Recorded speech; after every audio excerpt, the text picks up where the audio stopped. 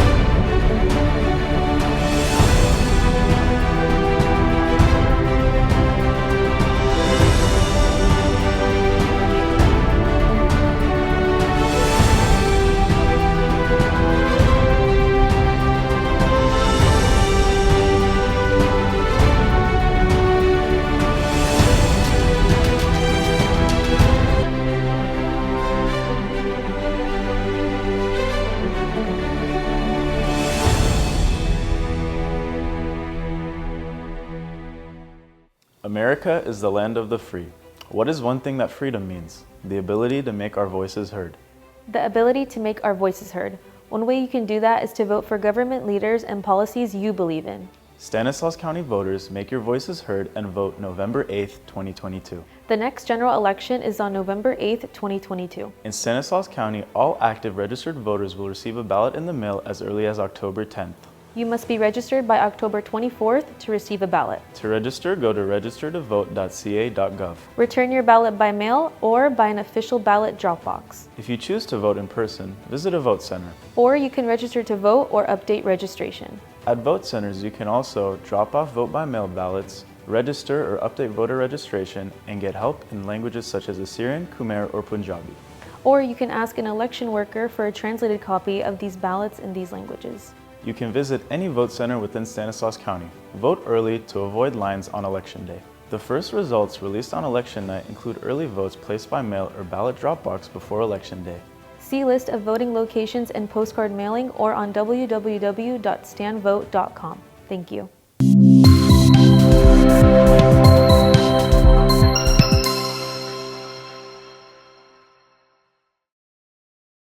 Good evening to all our viewers. My name is Karoline Lazar and I am coming to you from AGB. Tonight we have a special guest with us, Matt Mahan, who is currently our San Jose mayor. Welcome, Matt. Glad to have you with us this evening. Thank you for having me. Matt, you are currently serving your first term on the City San Jose Council as the District 10 Council member representing Almaden Valley, Blossom Valley, and Vista Park neighborhoods. Prior to become a City Council member, was there a specific moment or experience that sparked your interest in pursuing politics? Yeah, civic engagement's been a passion of mine from a young age. Prior to running for city council, I actually built a civic engagement platform that helped people figure out how to register to vote, how to discuss and debate different issues and learn more, do advocacy, support candidates who they were aligned with. Prior to that, I was a public school teacher here in San Jose and was very civically engaged, and going really all the way back to my childhood. My parents always prioritized civic engagement, and I grew up in a little farming town called Watsonville that had a lot of challenges. So I always grew up trying to figure out, how do we make things better? We had a high crime rate, high unemployment rate, and I was always very, very curious about the world and wanted to know how we could work together to improve things. Great. What made you choose San Jose as the place to further your goals as it pertains to civil engagement? You launched tech companies such as Causes and Brigades. Given all your success, what made you choose San Jose as the location? It really goes back to high school. When I was growing up down in Watsonville, which is a little farming town, our local public high school had a higher dropout rate than graduation rate. And I was very lucky that my mother encouraged me to look at schools in other cities. I ended up applying to a Catholic school here in San Jose called Bellarmine. And I got in, but I couldn't afford the tuition. We were pretty much paycheck to paycheck growing up. And the school gave me a great deal. They said, if you work on the maintenance crew all summer, we'll forgive your tuition. And so I took public buses every day, about 4 hours a day round trip, to come to San Jose for opportunity, for a better future. Wow. I was very lucky to get a great education here in San Jose, and I fell in love with our city. I fell in love with its diversity, its great food, its economic vibrancy, of course, the great weather, and I knew I wanted to come back. And so after college, I came back initially as a public school teacher, and have always wanted to make San Jose home, and the place where my wife and I started a family. We now have 2 little kids here, so we're very invested in San Jose. Well, after graduating college, you also spent some time in Bolivia, helping with irrigation systems. Is that correct? Yeah, so for graduating, I was lucky to get a scholarship to Harvard. So I was back east, studied for 4 years, and for a few lucky graduating seniors every year from Harvard, there's something called the Rockefeller Fellowship, which is a grant to go basically live in a foreign country, foreign culture for a year. And so I chose South America. I spent a year in Bolivia working on economic development projects, mostly building irrigation systems for family farmers. And it was nice in the sense that it gave me an opportunity to step back, to reflect, to read, to think, and I was able to do a little bit of good along the way, and learn from a very different culture and very different way of life. And I've always taken that experience with me everywhere I've gone. After returning from Bolivia, you joined Teach for America, teaching at Alum Rock High School English and history. Was your mom an influential factor in becoming a teacher? Yeah, I think so. So I was out in the Alum Rock School District. I was actually teaching middle school, which is an even crazier time in a young person's life. But I really enjoyed it. I think my mom, being an educator, was just added to the appreciation I have for what education can mean in someone's life. I got to see how she positively impacted young people's lives, and got them to be more curious and more engaged in the world. And frankly, when I left college and after spending a year in South America, I wasn't quite sure what I wanted to do with my career. I was thinking about law school. I was interested in the tech sector, which I ultimately went into, but I wasn't quite sure, and I knew that education had changed my life and given me many opportunities. And I've always felt firmly that we need to provide a very high quality education to all of our young people, and Teach for America was an opportunity to contribute to that goal. But I'm sure that my mother's career as a teacher was an influence, no doubt. Great. So tell us what prompted you to now run for mayor during the 2022 election, and what your ultimate goals are if you do become mayor, and the challenges you foresee in that role. Absolutely. I love San Jose. It's been a city full of opportunity for me. I want to make sure that's true for not just my kids, but for every child in San Jose. And I'm frankly worried about the direction our city's been heading in. I think that on homelessness and crime and affordable housing and blight, or trash, we've just been going in the wrong direction on many fronts.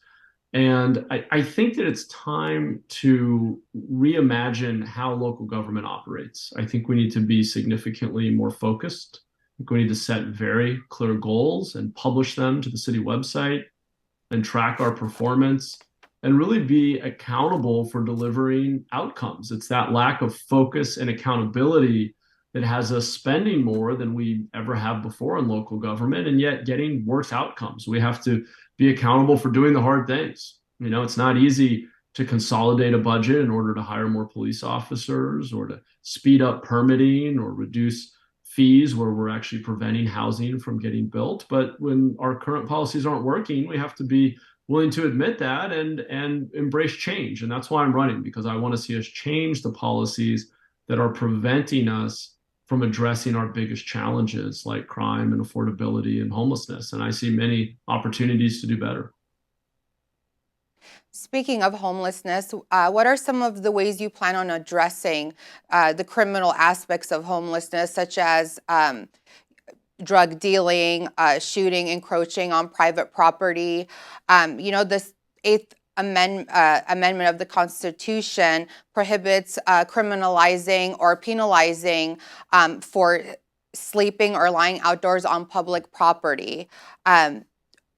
What can you do to obtain your goals when it comes to homelessness when there are current laws in place to prevent individuals that are homeless from basically living outside in the public?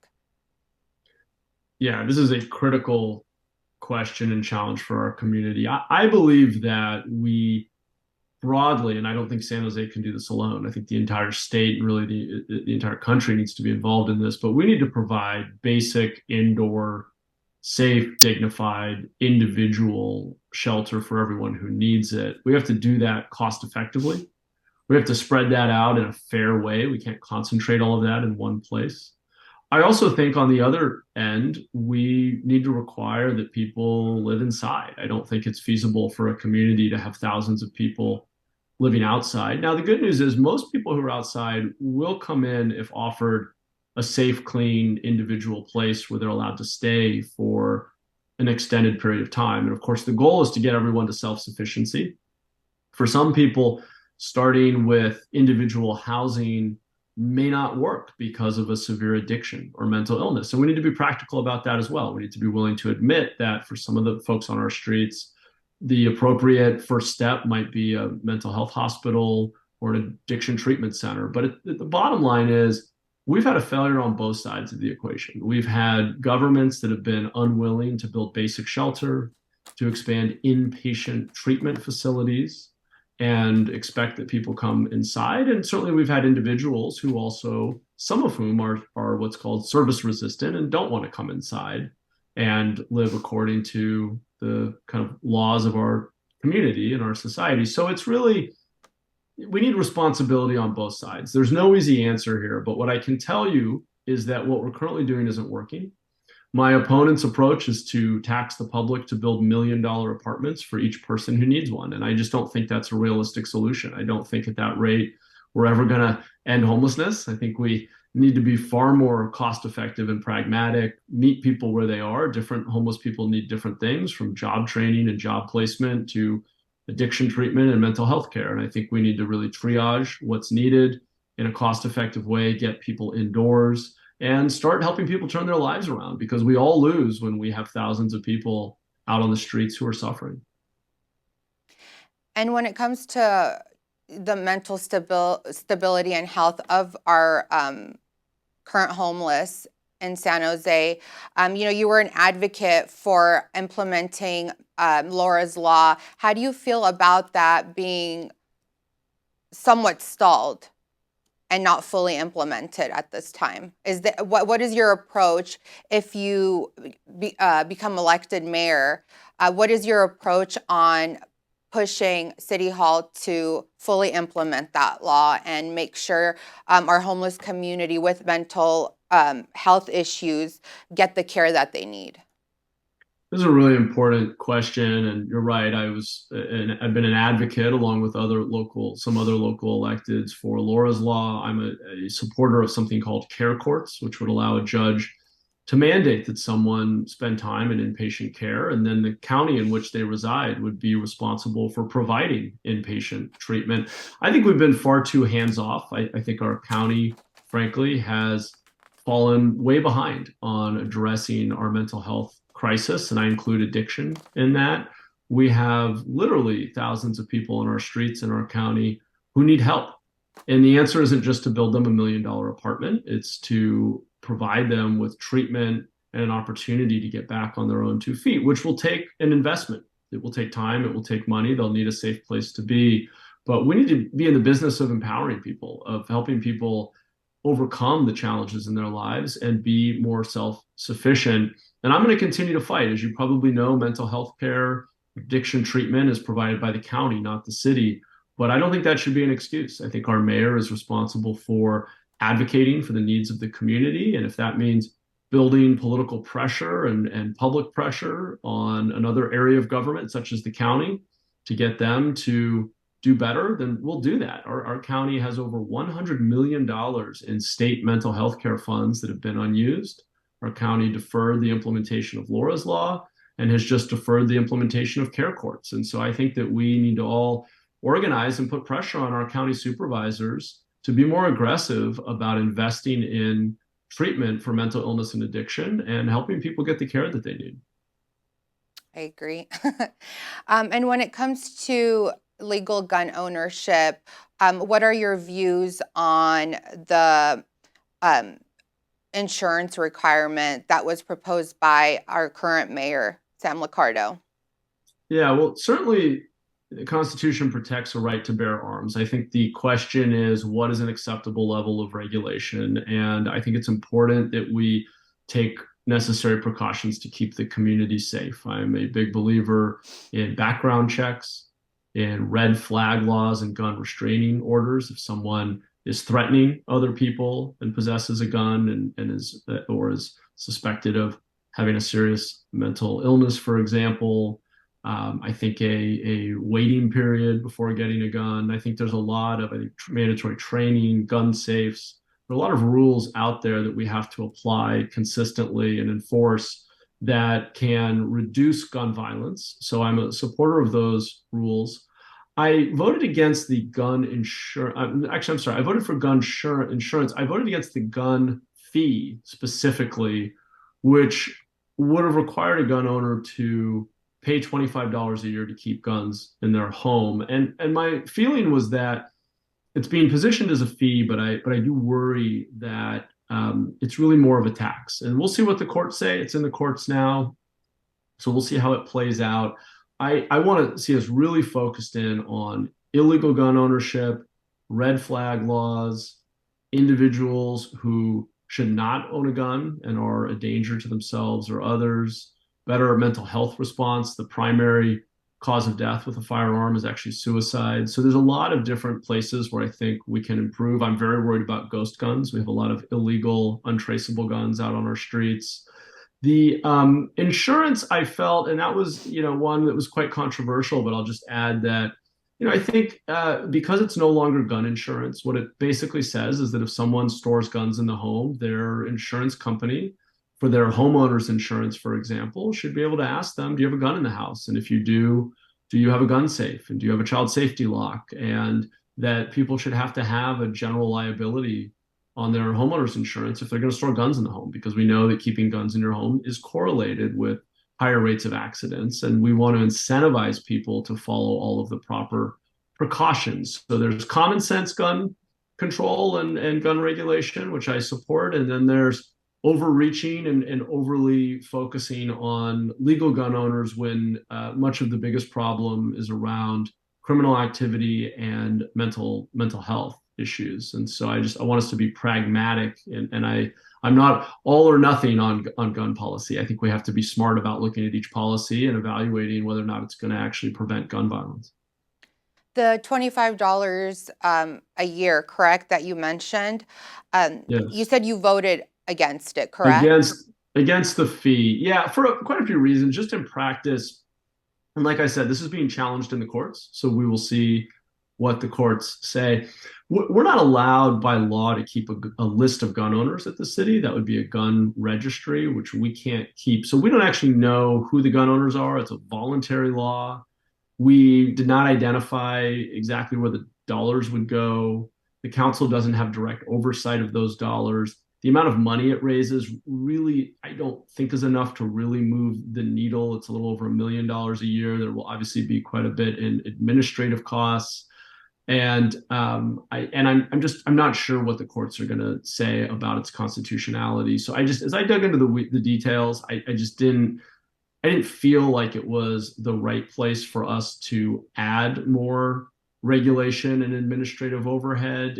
I understand the intent is a very good one, and I was supportive of the other component, which was the kind of the general liability if you're going to store guns in your home, and just incentivizing people to use good precautions like using your gun safe and having your training certificates and all of that. But yeah, that was one that I just couldn't, as I dug into the details, couldn't justify supporting.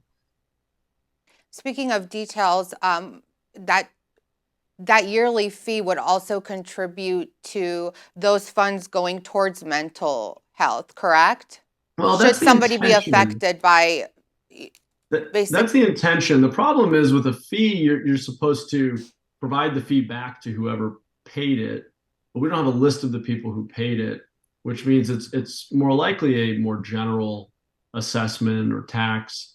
But yes, the intention is for those dollars, around a little over $1 million, to go to a local nonprofit that no doubt does good work addressing, whether it's domestic violence or mental health issues. So I'm certainly very supportive of the work that our nonprofit sector is doing.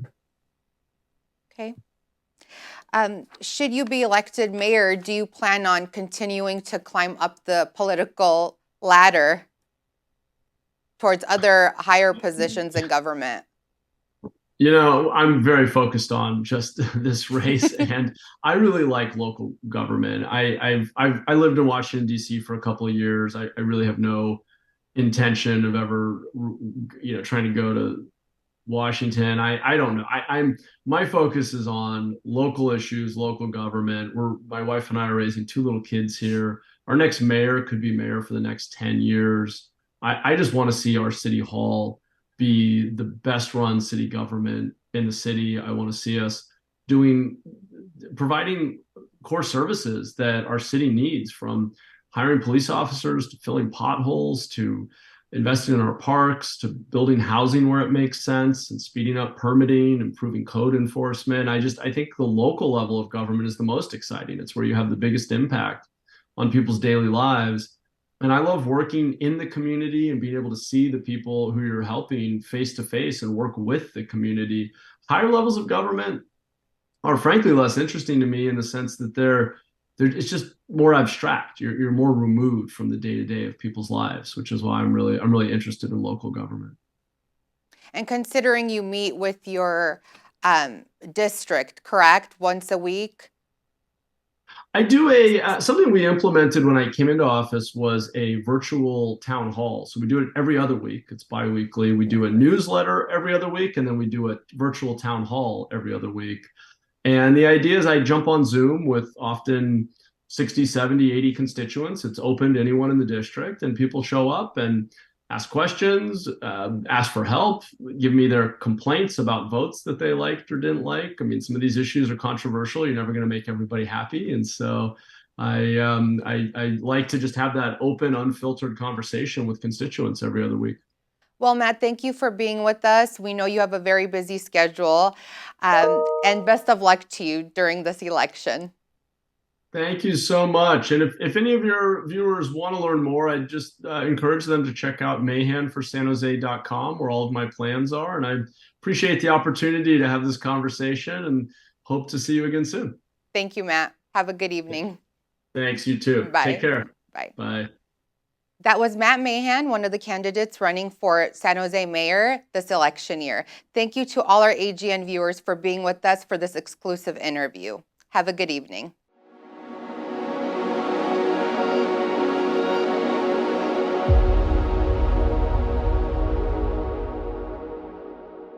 أنا إيوان ماري نارسي وأنا إيفن جان بابانتا وآها إلى خا أجرتا قبل أمتن أطوراي قخيانة ستانيسلاس كاوني نسبة البرشياتا.